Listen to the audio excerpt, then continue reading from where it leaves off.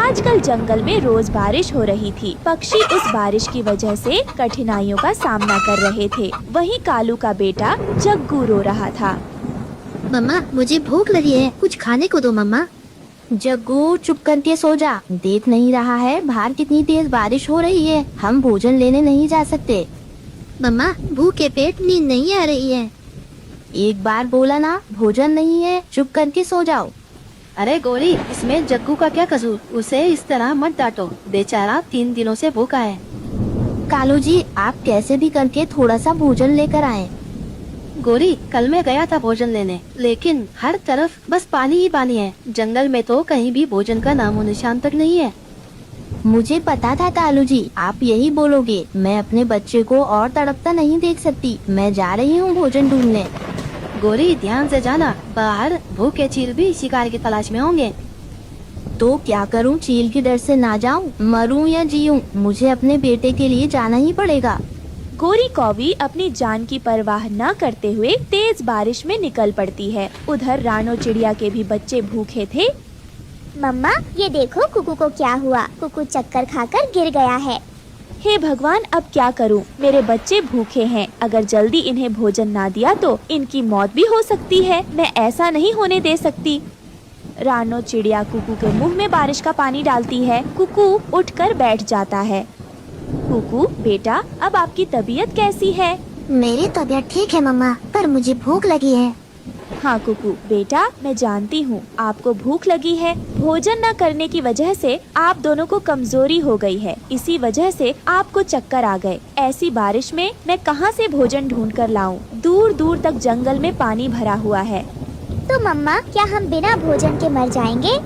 नहीं गुड़िया बेटी, मैं ऐसा नहीं होने दूंगी। आप कुकू का ध्यान रखना। मैं भोजन ढूंढने जाती हूँ। बच्चों, तेज बारिश हो या आंधी तूफान, मुझे भोजन ढूंढने जाना ही पड़ेगा। रानो चिड़िया भी भोजन ढूंढने निकल पड़ती है। रास्ते में उसे एक भूखा चील पकड़ लेता है। हो गया मेरे भोजन का इंतजाम, हो गया। कितने दिनों से इस बारिश की वजह से मैं भूखा था, लेकिन आज शिकार खुद चलकर मेरे पास आ गया है। छोड़ दो, मुझे छोड़ दो। भगवान के लिए मुझे जाने दो। मेरे 2 छोटे छोटे बच्चे हैं। मेरे बच्चे कई दिनों से भूखे के लिए भोजन ढूंढने आई थी। चुप, एकदम चुप। अगर तुझे छोड़ दिया तो मैं भूखा मर जाऊंगा। आज तो मैं तुझे खाकर अपनी भूख मिटा कर ही रहूंगा। उसी समय भोजन ढूंढते हुए गोरी को भी उधर से गुजर रही होती है। तभी वो रानो चिड़िया को चील के चंगुल में फंसा हुआ देख लेती है। अरे बाप रे बाप, मुझे इस चिड़िया को बचाना होगा। मुझे लगता है चिड़िया भी इस बारिश में अपने बच्चों के लिए दाना लेने आई होगी और इस जालिम चील ने इसे पकड़ लिया होगा। गौरी कौवी झट से एक मोटी लकड़ी से चील के सिर पर वार करती है। वो चील कौवी के वार को सहन नहीं कर पाता और वहीं बेहोश हो जाता है। तभी गौरी कौवी और रानो चिड़िया वहाँ से भाग जाती है। रानो चिड़िया, तुम ठीक तो हो ना? हाँ गोरी बहन, मैं ठीक हूँ। अगर आप समय पर नहीं आती तो मैं आज चील का खाना बन गई होती। आपका बहुत बहुत शुक्रिया गोरी बहन। आपका यह एहसान मैं मरते दम तक नहीं भूलूंगी। आपने मेरी जान बचाकर मेरे बच्चों पर उपकार किया है, मुझे नया जीवन दान दिया है। रानो चिड़िया, अब इतनी भी मेरी तारीफें ना करो। अरे बाप रे बाप, मैं तो भूल ही गई। मैं भोजन लेने आई थी। मेरा बच्चा 3 दिनों से भूखा है। गौरी बहन, भोजन लेने तो मैं भी आई हूँ। बच्चों को कमजोरी से चक्कर भी आने लगे हैं। चलिए हम दोनों साथ साथ भोजन ढूंढते हैं। थोड़ी दूर जाने पर रानो चिड़िया गौरी को रोकती है। गौरी बहन, रुके रुके, ये देखें, यहाँ इंसानों का टेंट लगा पड़ा हुआ है। मुझे विश्वास है हमें खाने के लिए यहाँ पर जरूर कुछ न कुछ मिलेगा। आप चलिए मेरे साथ। फिर वो दोनों खाना ढूंढने लगती है। तभी रानो चिड़िया को वहाँ मैगी पड़ी हुई दिखाई देती है। अरे गौरी बहन, ये देखें, यहाँ पर बहुत सारी मैगी पड़ी है। तभी गौरी कौवी उस मैगी को खाने लगती है। अरे रानो बहन, ये मैगी तो बहुत ही ज्यादा स्वादिष्ट है। चलो इस मैगी को अपने बच्चों के लिए ले चलते हैं। वो इसे खाकर बहुत खुश होंगे। ये कहकर वो दोनों अपने बच्चों के लिए बहुत सारी मैगी ले जाती है और अपने बच्चों को वो मैगी खिलाती है। मैगी खाकर रानो चिड़िया के बच्चे बहुत खुश होते हैं और अपनी माँ से कहते हैं, माँ, ये मैगी तो बहुत स्वादिष्ट है। आप जानती हैं कितने दिनों बाद मैंने पेट भर का खाना खाया है।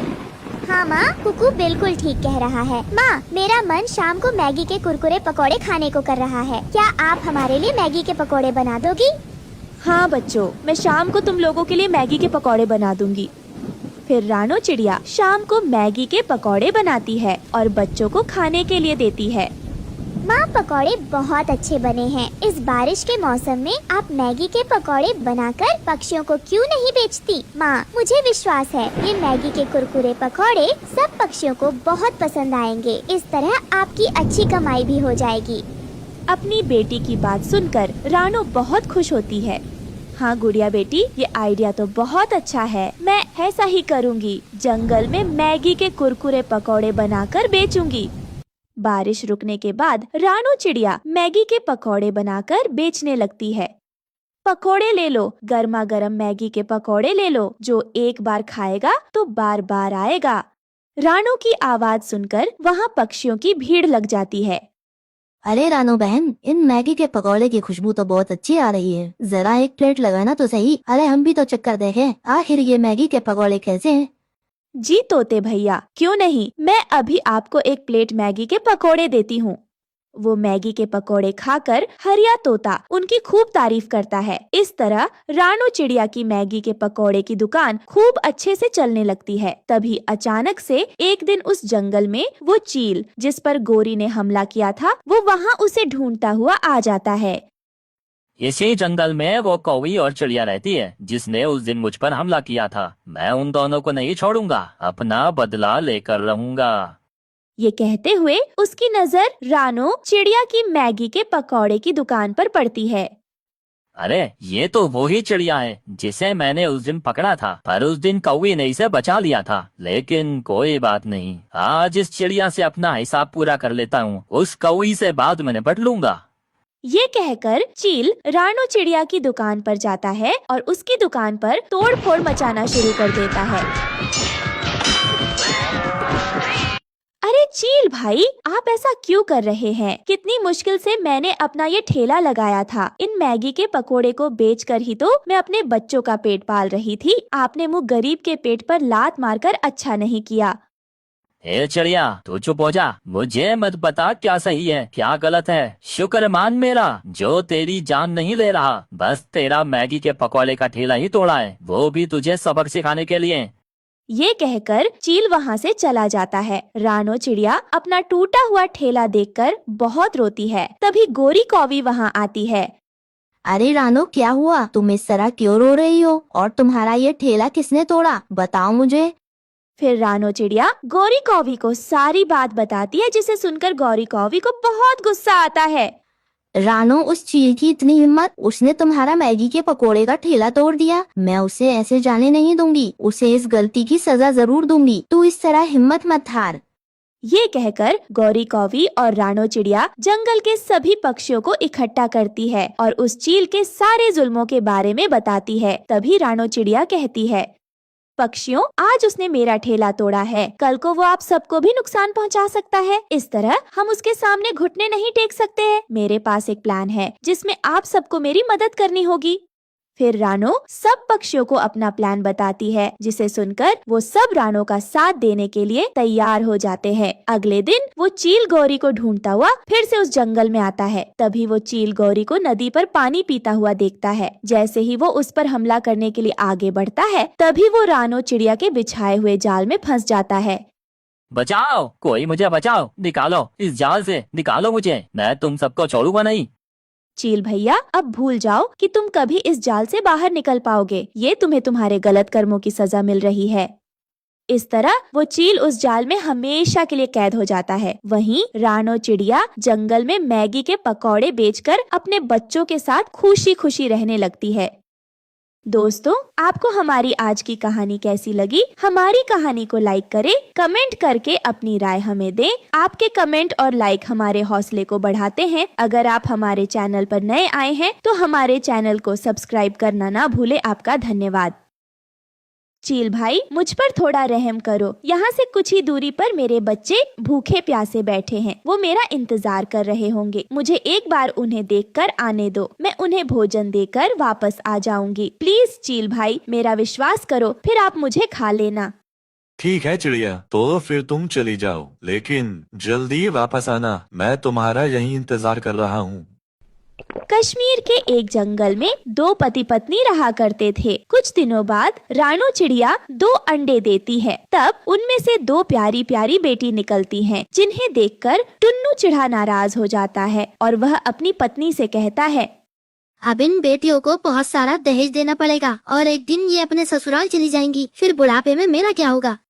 अरे आप नाराज क्यों होते हो? अगली बार हमारे घर में बेटा आ जाएगा। देखो तो हमारी ये दोनों बेटियां कितनी प्यारी हैं। आप इन बेटियों को एक बार गले से तो लगा लो। लेकिन टुन्नू को तो बेटा ही चाहिए था। वो घर से बाहर चला जाता है। कुछ महीने बाद रानो चिड़िया फिर से एक अंडा देती है। पता नहीं इस बार अंडे से बाहर बेटा आएगा या फिर बेटी। हे भगवान, इस बार मुझे बेटा ही देना। मेरी विनती सुन लेना भगवान। रानो को इसी की चिंता सताने लगती है और वो काफी कमजोर पड़ गई और बीमार भी पड़ गई। जब इस बात का पता उसकी सहेलियों को चलता है तो वो उससे मिलने उसके घर आती हैं। रानो, ये तूने अपनी क्या हालत बना रखी है और तेरी बेटियां भी बहुत कमजोर हैं। किस बात की चिंता सता रही है तुझे? मैं तुम्हें क्या बताऊं कि मुझे किस बात की चिंता सता रही है। 2 बेटियों की वजह से तुम्हारे जीजा जी मुझसे बहुत नाराज हैं। बस मुझे यही चिंता सता रही है कि कहीं अगर इस अंडे से भी चिड़िया बाहर आ गई तो मेरा और मेरी बेटियों का क्या होगा। हम कहाँ जाएंगे? और मेरे पति ने तो कह दिया है कि इस बार तो वो दूसरी शादी कर लेंगे। रानो, ऐसा कुछ भी नहीं होगा। तू चिंता मत कर, हम जीजा जी को समझाएंगे। तू अपना और अपनी इन बच्चियों का अच्छे से ध्यान रखो। ये कहकर उसकी सहेलियां वहाँ से चली जाती हैं। फिर कुछ दिनों बाद टुन्नू घर आता है। तब रानो के अंडे से एक और बेटी निकलती है, जिसे देखकर टुन्नू रानो को और उसकी 3 बेटियों को घर से निकाल देता है। हे भगवान, अब मैं इन 3 बेटियों को लेकर कहाँ जाऊंगी? मेरा तो कोई ठिकाना भी नहीं है और ना ही मेरा इस दुनिया में कोई है। हे भगवान, अगर सब अपनी बेटियों से नफरत करते हैं तो आपने इन बेटियों को बनाया ही क्यों है? क्या हर बेटी को ऐसी मुसीबत झेलनी पड़ती है? अगर आज मेरे माता पिता ने मुझे पढ़ाया होता तो मुझे यह दिन नहीं देखना पड़ता। लेकिन मैं अपनी बेटियों को पढ़ाऊंगी ताकि उन्हें भी मेरी तरह दुख ना झेलने पड़े। रानो चिड़िया अपनी 3 बेटियों को लेकर खुले आसमान के नीचे एक पेड़ पर कच्चा मिट्टी का घोंसला बनाकर रहने लगती है। तभी अचानक से वहाँ 2 बादल आ जाते हैं और जोर से बारिश करने लगते हैं, जिसकी वजह से रानो चिड़िया मिट्टी का घोंसला पानी में ढह जाता है। हे ऊपर वाले, ये तूने क्या किया? इतनी मुश्किल से मैंने ये घर बनाया था, वो भी तूने मुझसे छीन लिया। ये सब देखकर बबलू बादल को बुरा लगता है और वो अपने दोस्त कालू बादल से कहता है, अरे यार कालू, हमारी वजह से वो नन्ही चिड़िया और उसके बच्चे बेघर हो गए। देखना कैसे बारिश की वजह से उसका मिट्टी का घोंसला बह गया। अरे यार बबलू, इसमें हमारी क्या गलती? हमारा काम तो बरसात करना है। इन पक्षियों को ही अपना घोंसला पहले से मजबूत बनाना चाहिए। चल अब यहाँ से, हमें कहीं और जाकर भी बरसना है। वहीं बेबस रानो चिड़िया अपने बच्चों से कहती है, बच्चों, तुम तीनों यही पेड़ की डाल पर मेरा इंतजार करो। मैं अभी तुम्हारे लिए भोजन और घोंसले का इंतजाम करती हूँ। फिर रानो घोंसले बनाने के लिए तिनके ढूंढने लगती है। तभी कुछ दूरी पर उसे जमीन पर थोड़ा भोजन दिखाई देता है। जैसे ही वो भोजन के पास आती है, तभी पीछे से एक चील आकर रानो पर हमला कर देता है, जिसमें रानो बहुत घायल हो जाती है। चील भाई, मुझ पर थोड़ा रहम करो। यहाँ से कुछ ही दूरी पर मेरे बच्चे भूखे प्यासे बैठे हैं। वो मेरा इंतजार कर रहे होंगे। मुझे एक बार उन्हें देखकर आने दो, मैं उन्हें भोजन देकर वापस आ जाऊंगी। प्लीज चील भाई, मेरा विश्वास करो, फिर आप मुझे खा लेना। ठीक है, यही बात है तो तू जा। मैं तुझे थोड़ी देर के लिए आजाद कर रहा हूँ, पर जल्दी आना अपने बच्चों को भोजन देकर। मैं तब तक यहाँ तेरा इंतजार करता हूँ। और याद रखना, अगर तू वापस नहीं आई तो मैं तेरे बच्चों को भी खा जाऊंगा। फिर रानो चिड़िया जल्दी से अपने बच्चों को भोजन देने चली जाती है। तभी उसे रास्ते में बबलू बादल मिलता है। वो उससे पूछता है, क्या हुआ चिड़िया, तुम इतनी जल्दी में कहाँ जा रही हो और तुम्हारी ये हालत किसने की? बताओ मुझे।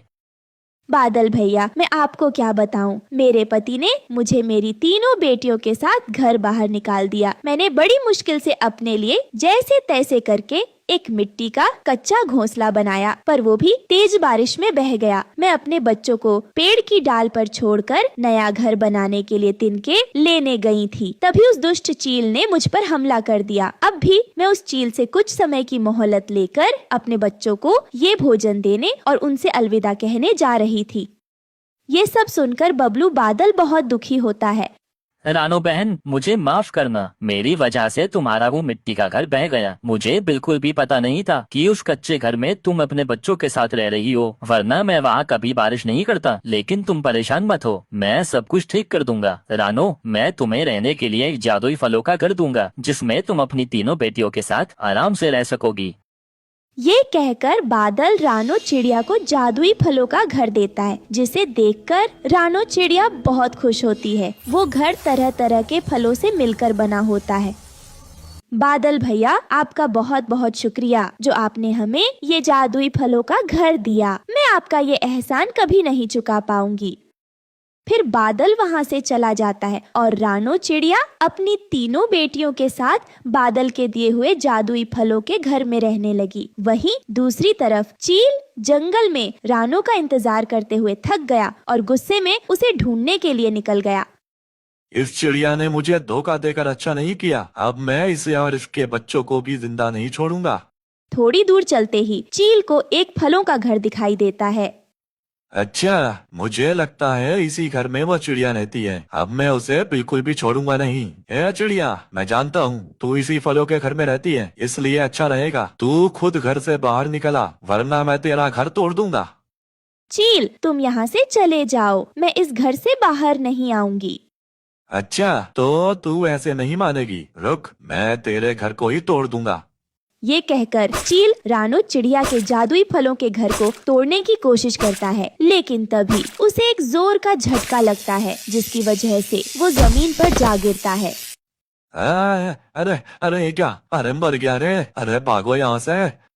ये कहकर वो चील डर के मारे वहाँ से भाग जाता है। फिर इस तरह से रानो चिड़िया बादल के दिए हुए जादुई फलों के घर में अपनी तीनों बेटियों के साथ खुशी खुशी रहने लगती है।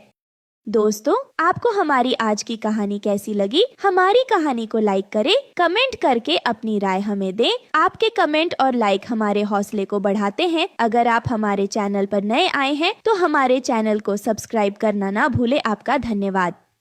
आ जाओ सब लोग, खाना बन गया है। माँ, आज तो बहुत अच्छी खुशबू आ रही है। क्या बनाया है खाने में? तुम लोगों के मनपसंद दाल चावल।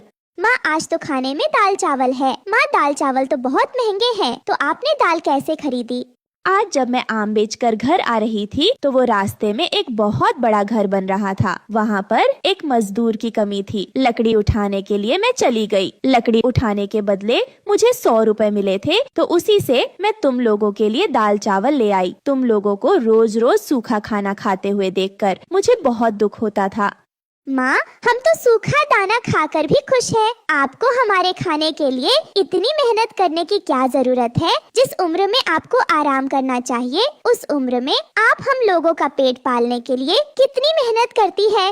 पगली, मैं मेहनत नहीं करूँगी तो और कौन करेगा? आखिर मैं तुम्हारी माँ हूँ। चलो अब जल्दी से खाना खा लो, वरना खाना ठंडा हो जाएगा। रानो अपनी 5 बेटियों को खाना परोसती है और एक प्लेट में खाना लेकर आंगन में लगे बड़े से आम के पेड़ के पास जाती है। मेरे प्यारे आम के पेड़, देख आज मैं तेरे लिए क्या लेकर आई हूँ। ये दाल और चावल हैं। देखते देखते तू कब इतना बड़ा हो गया, मुझे पता ही नहीं चला। तू भले ही एक मामूली आम का पेड़ है, लेकिन मेरे लिए मेरे परिवार के सदस्य जैसा है।